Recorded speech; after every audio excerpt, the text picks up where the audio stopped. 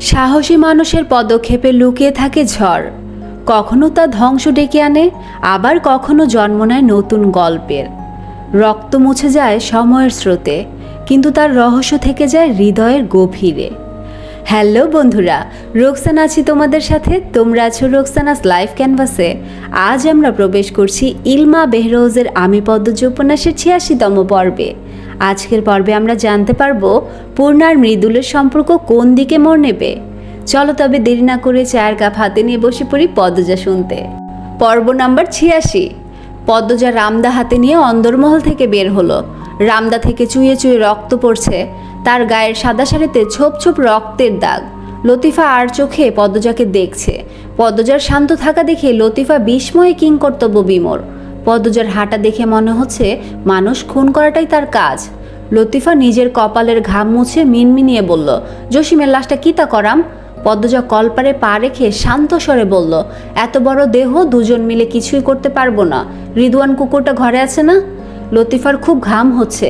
সে বিড়বিড় করে বলল, তোমারে দেখে আমার ডর লাগতেছে পদ্ম। লতিফার কথা পদ্মজার কানে আসতেই পদ্মজা হাসলো, বলল, তুমি কখনো খুন করনি? পদ্মজা শীতল চোখে তাকায়।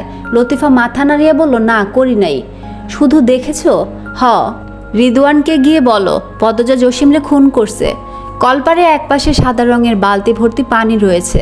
পদ্মজা বালতির পাশে বসলো। পদ্মজার কথা শুনে লতিফার বুক ছ্যাদ করে উঠে।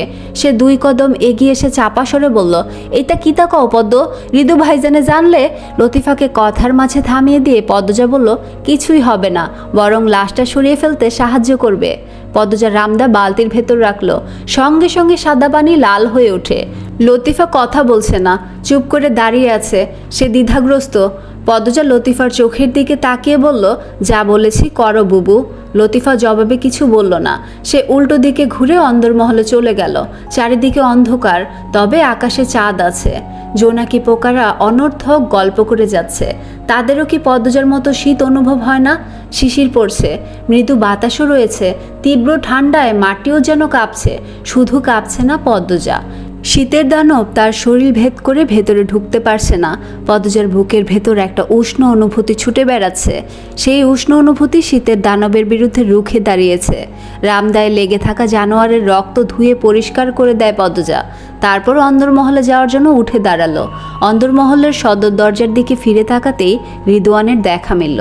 রিদওয়ান তার দিকে ছুটে আসছে, চোখে মুখে ক্রোধ স্পষ্ট।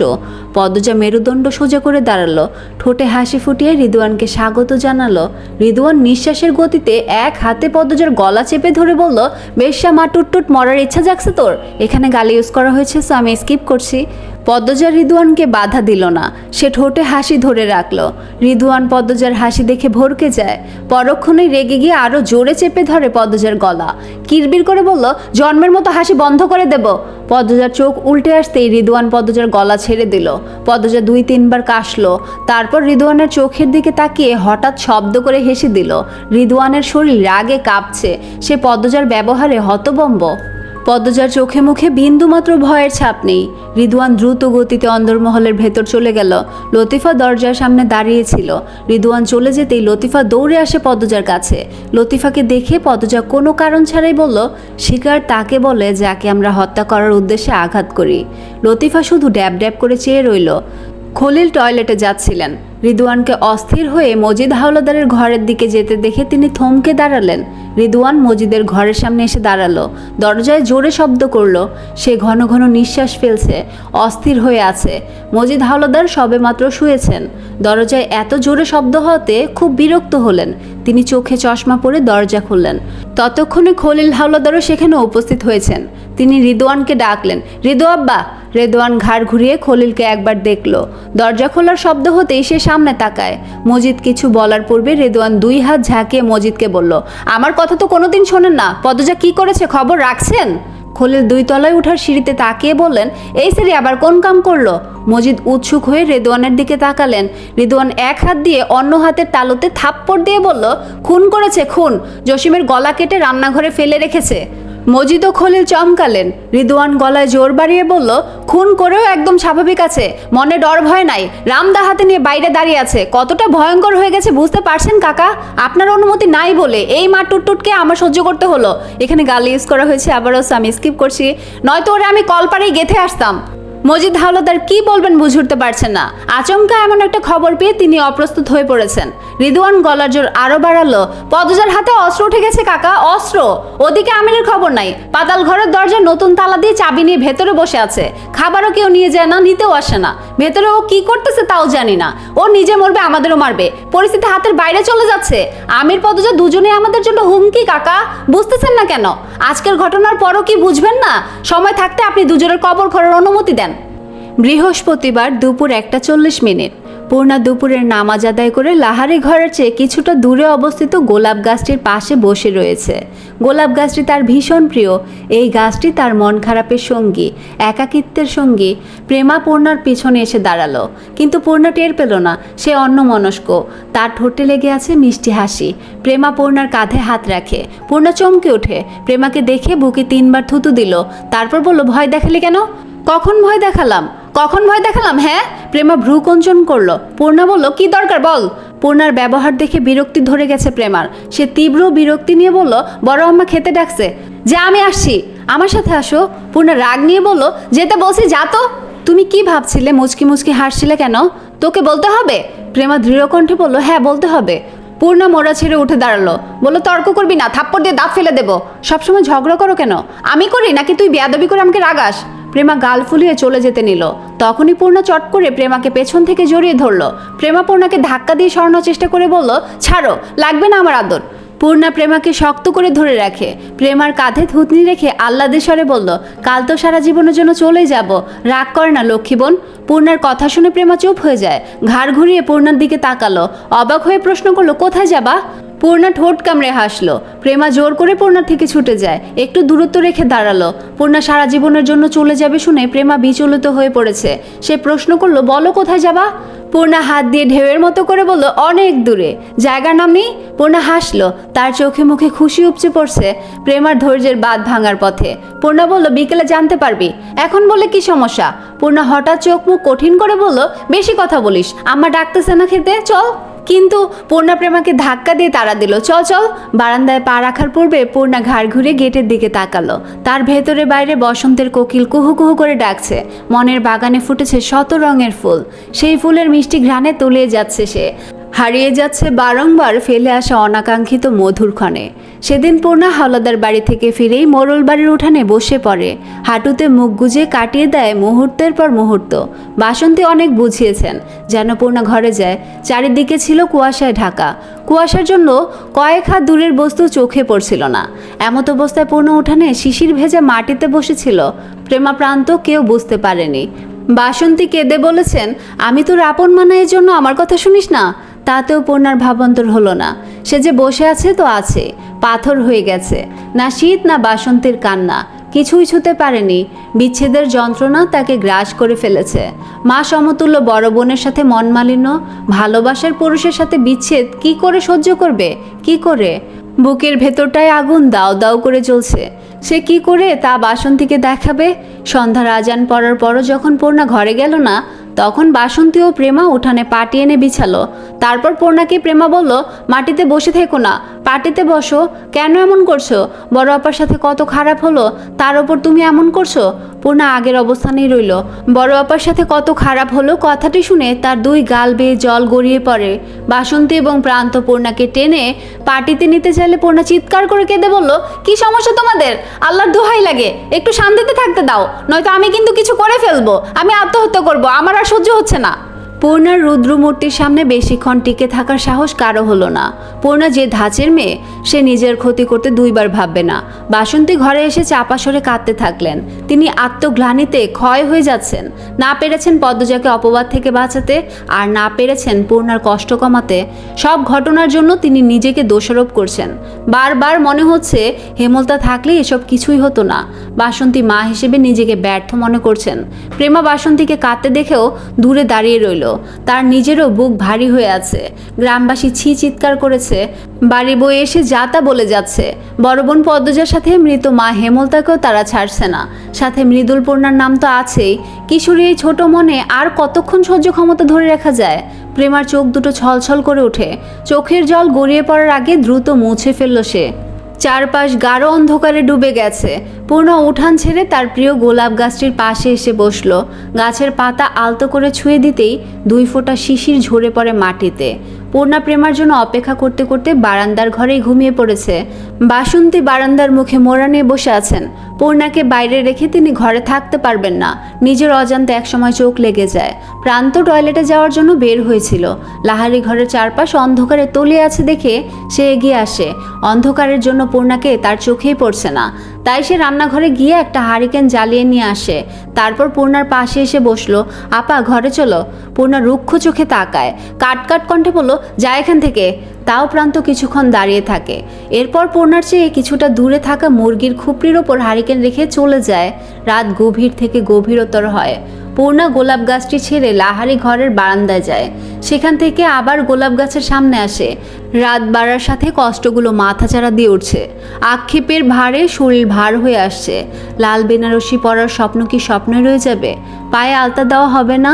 হবে না একটা সংসার, যে সংসারে মৃদুল হবে কর্তা, সে হবে কর্ত্রী? মৃদুল কেন তাকে বুঝলো না? মৃদুল কি তাকে ভালোবাসেনি? কখনো মুখ ফুটে কেন বলেনি ভালোবাসার কথা? অসহ্য যন্ত্রণায় তার ইচ্ছে হচ্ছে নিজের চুল ছিঁড়ে ফেলতে। গা ছমছমে পরিবেশ, নিস্তব্ধতায় ঘিরে আছে চারপাশ। বৃষ্টির ফোঁটার মতো শিশির পড়ছে। লাহারি ঘরের টিনের ছাদে টুপটুপ শব্দ হচ্ছে। পূর্ণার শরীর মৃত মানুষের মতো ঠান্ডা হয়ে গেছে, মৃদু কাঁপছেও। তবুও তার ইচ্ছে হচ্ছে না ঘরে যেতে। হঠাৎ একজোড়া পায়ের শব্দ কানে এসে ধাক্কা দেয়। পূর্ণা থমকে যায়। সে টের পায় কেউ একজন তার চেয়ে কয়েক হাত দূরে এসে দাঁড়িয়েছে। পূর্ণা চট করে উঠে দাঁড়ালো। ঘাড় ঘুরিয়ে আগন্তুককে দেখে তার চোখে মুখে কোনো পরিবর্তন ঘটল না। সে অন্যদিকে ফিরে তাকালো, তারপর আবার আগন্তুকের দিকে তাকালো। না, সে সত্যি দেখছে মৃদুল এসেছে। এই কুয়াশা জড়ানো রাত, টুপটুপ শিশির আর হারিকেনের হলুদ আলো সাক্ষী বিধ্বস্ত বিপর্যস্ত মৃদুল ঘায়েল করা চাহনি নিয়ে তাকিয়েছিল পূর্ণার দিকে। সেই চাহনির তীরবিদ্ধে পূর্ণার বুকের স্পন্দন থেমে গিয়েছিল শ্বাস প্রশ্বাস। চোখের পলক পড়েনি দীর্ঘক্ষণ। মৃদুল যখন অস্পষ্ট স্বরে ডাকলো পূর্ণা, তখন পূর্ণার সম্বিত ফিরল। সে আবিষ্কার করলো মৃদুলের উপস্থিতি। মৃদুলের চাহনি তার মনের রাগ ক্ষোভ পানি করে দিয়েছে। এ কেমন শক্তি! তবে মৃদুলের কণ্ঠ শুনে অভিমানের পাহাড়টা যেন মজবুত হয়ে দাঁড়িয়েছে। অভিমানের ভারে পূর্ণা বাজখাই কণ্ঠে বলল, কি চাই? মৃদুল মাথা নত করে ঠায় দাঁড়িয়ে থাকে। সে কোনো জবাব দিতে পারল না। পূর্ণা অনেকক্ষণ দাঁড়িয়ে থেকেও যখন উত্তর পেল না, তখন মৃদুলের পাশ কাটিয়ে চলে যেতে চায়। মৃদুল পথ আটকে দাঁড়ায়, তার মাথা নত। পূর্ণা বলল, কি চান আপনি? এত রাতে আমার বাড়িতে এসেছেন কেন? আপনার তো এতক্ষণে নিজের বাড়িতে থাকার কথা ছিল। মৃদুল কিছু বলতে চাইছে কিন্তু পারছে না, গলা আটকে আসছে। সে পূর্ণার চোখের দিকে তাকালো। তার চোখে মুখে অসহায়ত্ব স্পষ্ট। পূর্ণার বুকের ভেতরটা মোচড় দিয়ে ওঠে। ফর্সা মানুষের এই এক সমস্যা, তারা কাঁদলে চোখ মুখ লাল হয়ে যায়। তখন দেখে খুব মায়া হয়। পূর্ণা গলার স্বর নরম হয়। কি বলবেন বলুন, বলে বিদায় হন। কত নির্দয়ভাবে পূর্ণা বিদায় হতে বলল। মৃদুলের মনে হলো এমন নিষ্ঠুর কথা সে আগে কখনো শোনেনি। সঙ্গে সঙ্গে মৃদুলের চোখ থেকে জল গড়িয়ে পড়ে। সে তার ভুলের ক্ষমা কি করে চাইবে বুঝতে পারছে না। সারাদিন সে অসহনীয় যন্ত্রণার মধ্যে কাটিয়েছে। হাড়ে হাড়ে টের পেয়েছে পূর্ণাকে শুধু মন নয়, তার সুখের চাবিও দিয়ে বসে আছে। কখন কি করে তার এত বড় ক্ষতি হয়ে গেল সে বুঝতেও পারেনি। ভেবেছিল পূর্ণাকে এই মুখ আর দেখাবে না, কিন্তু রাতে রাধার পাহাড় সম যন্ত্রণার সূচ নিয়ে যখন তার উপর ঝাঁপিয়ে পড়ে, সে আর স্থির থাকতে পারল না। উল্কার গতিতে হাওলাদার বাড়িতে গিয়ে উপস্থিত হয়। সেখানে গিয়ে দারোয়ানের কাছে জানতে পারল পূর্ণা নিজের বাড়িতে চলে গিয়েছে। মৃদুল আর দেরি করেনি। কুয়াশার স্তর ভেদ করে ছুটে আসে প্রিয়তমার বাড়ি। কিন্তু এই মুহূর্তে মনের মণিকোঠায় জড়িয়ে রাখা প্রিয়তমাকে দেখে তার কথা হারিয়ে গেছে সত্তা। নিজ সত্তা হারিয়ে কাউকে ভালোবাসতে নেই, এ ক্ষতি কখনো পূরণ হয় না। কিন্তু প্রেমিক মন কি আর এত কিছু বুঝে? মৃদুলের চোখে পানি দেখে পূর্ণার গলা জড়িয়ে আসে। সে গোপনে ঢোক গিলল। মৃদুল তার কান্না আটকিয়ে বলল, আমি তোমারে ছাড়া থাকতে পারবো না পূর্ণা। পূর্ণা প্রতিশোধ পরায়ণ হয়ে ওঠে। তখন মৃদুল তাকে অবজ্ঞা করে চলে গিয়েছিল, এখন সেও এর প্রতিশোধ নিবে। পূর্ণা বলল, কিন্তু আমি আপনাকে চাই না, আমার সাথে যাকে মানায় না আমি তার ধারের কাছেও থাকতে চাই না। পূর্ণার উচ্চারিত এক একটা শব্দ মৃদুলের বুক ছিঁড়ে ফুটো করে দেয়। সে পূর্ণার দিকে এক পা বাড়িয়ে বলল, আমি তখন বুঝি নাই, আমি আমার রাগ সামলাতে পারি নাই। মৃদুলের কথার ধরন এলোমেলো, সে ভীষণ অস্থির, সে যেন নিজের মধ্যে নেই। পূর্ণা এত সহজে নরম হওয়ার পাত্রে নয়। সে তার তেজ ঊর্ধ্বে রেখে বলল, কৈফিয়ত দেওয়ার জন্য কষ্ট করে কালো মেয়ের কাছে আসতে গেলেন কেন? রাতের কালো আধারে কালো মেয়েটাকে কি দেখা যাচ্ছে? মৃদুল কি বলবে কি করবে বুঝতে পারছে না। আচমকা সে পূর্ণার কোমর জড়িয়ে ধরে হাঁটু গেড়ে বসে পড়ল, ঝরঝর করে কেঁদে ফেলল। হঠাৎ যেন পাহাড়ের শক্ত মাটির দেয়াল ভেঙে ঝর্ণাধারার বাঁধ ভেঙে গেল।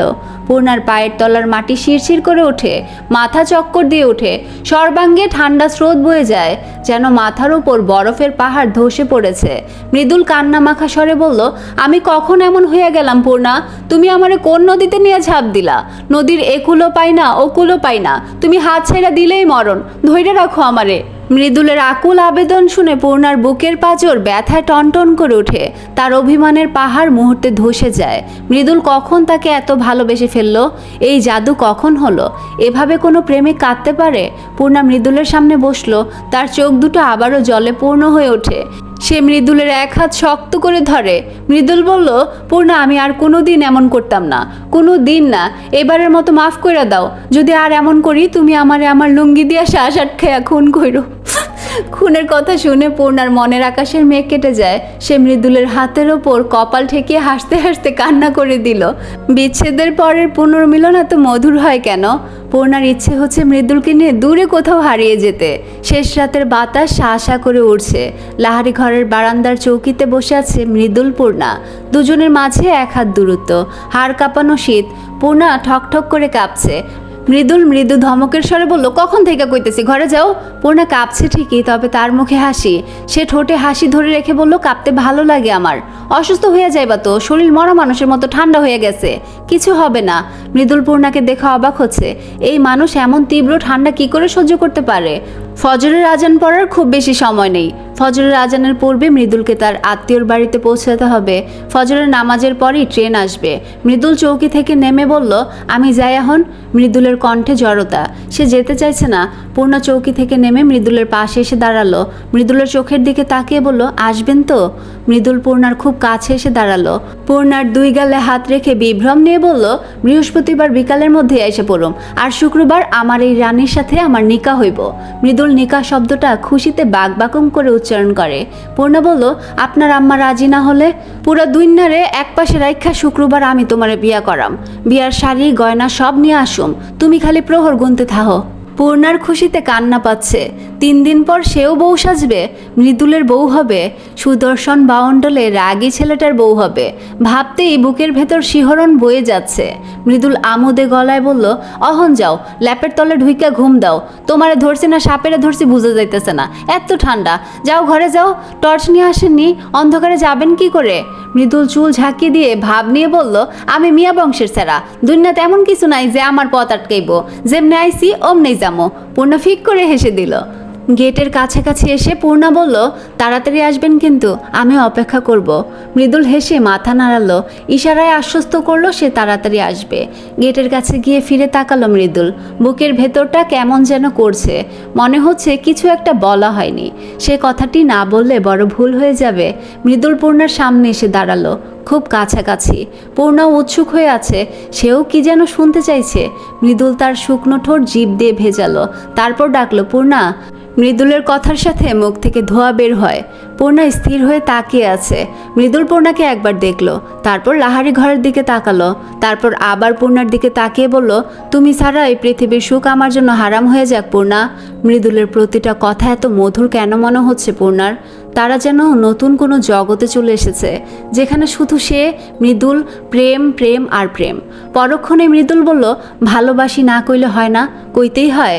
পূর্ণা চোখে জল নিয়ে হেসে ওঠে। তার রেশমি কালো চুল মৃদু বাতাসে উড়ছে, কুয়াশার আবছা আলোয় শ্যামবর্ণের পূর্ণাকে আবেদনময়ী মনে হচ্ছে। রাতের অন্ধকারের নিজস্ব ক্ষমতা আছে। রাত মানুষের মনের অনুভূতিকে সযত্নে জাগ্রত করে তোলে। মৃদুলের উপর রাত তার নিজস্ব ক্ষমতা ফলায়। ফলস্বরূপ মৃদুলের মনের জানালায় উকি দেয় নিষিদ্ধ সব আবদার। যখন মৃদুলের নিজের মনের চাওয়া বুঝতে পারল, সে জোরে নিঃশ্বাস ফেলে হঠাৎ বলে উঠল, শয়তান শয়তান। পূর্ণা হতভম্ব হয়ে যায়। সে চোখ মুখ বিকৃত করে বলল, শয়তানকে আমি?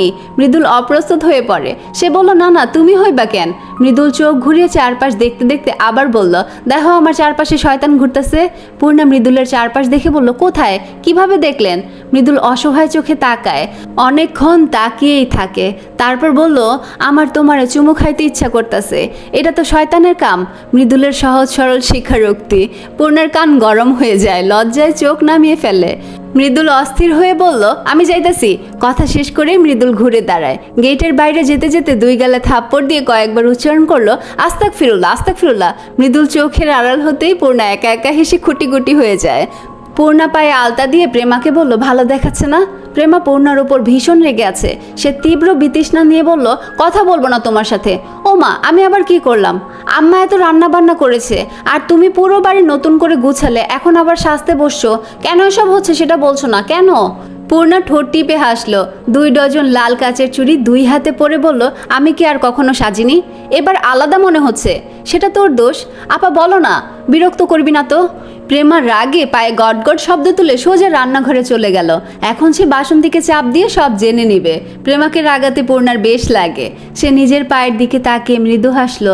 মৃদুল পূর্ণার আলতা দেয়া পা খুব পছন্দ করে। যতবার পূর্ণা আলতা দিয়েছে, মৃদুল ততবার প্রশংসা করেছে। পূর্ণার নিজেকে প্রজাপতি মনে হচ্ছে। মুক্ত বিহঙ্গের মতো উড়ে বেড়াতে ইচ্ছে করছে যন্ত্রতন্ত্র। চোখ বুঝলেই সেদিনের রাতটা ধরা দেয় ছবির মতন। মৃদুল চলে যাওয়ার পরদিন সকালে উঠেই পূর্ণা পদ্মজার কাছে গিয়েছিল। 2 বোনের মন মালিন্য শেষ হয়েছে। পূর্ণার মুখে সব শুনে পদ্মজা ভীষণ খুশি হয়েছে। মাঝে একদিনের বেশি সময় চলে গেল, পদ্মজার সাথে পূর্ণার দেখা হয়নি। তাই পূর্ণা সিদ্ধান্ত নেয় সে এখন হাওলাদার বাড়িতে যাবে। মৃদুলের জন্য অপেক্ষা করার সময়টা খুব বেশি দীর্ঘ মনে হচ্ছে। ওই বাড়িতে গেলে সময়টা কেটে যাবে, আর ফিরে দেখবে মৃদুল চলে এসেছে। তাছাড়া আমিরের সাথে পূর্ণা সাক্ষাৎ করতে চায়। পদ্মজার অনিশ্চিত জীবনটা গুছিয়ে দেওয়ার কোনো পথ আছে নাকি খুঁজতে হবে। পূর্ণা মাথায় ঘোমটা টেনে নিল। তারপর চিৎকার করে বাসন্তীকে বলল, বড় আম্মা, আপার কাছে যাচ্ছি। রান্নাঘর থেকে বাসন্তের জবাব আসে, যাস না এখন। কিন্তু চঞ্চল পূর্ণা কি কারো কথা শোনার মেয়ে? সে দৌড়ে পালাতে চায়। গেটের কাছে এসেই হোঁচট খেয়ে পড়ে যায়। বড়ই কাটা পড়েছিল, সেই কাটা তেচড়াভাবে পূর্ণার হাতে প্রবেশ করে। কিঞ্চিত রক্ত বেরিয়ে আসে। তাতেও দমবার পাত্রী নয় সে। কাটা বের করে দ্রুত মোড়ল বাড়ি ছাড়ল। বেশ কিছুক্ষণ হাঁটার পর পূর্ণার মনটা হঠাৎ করে বিতৃষ্ণায় ভরে ওঠে। সে ঘাড় ঘুরিয়ে মোড়ল বাড়ির দিকে তাকালো। গাছগাছালির ফাঁক ফোকর দিয়ে তাদের ঘরের ছাদ দেখা যাচ্ছে। এই ছিল আমি পদ্মজা উপন্যাসের আজকের অধ্যায়।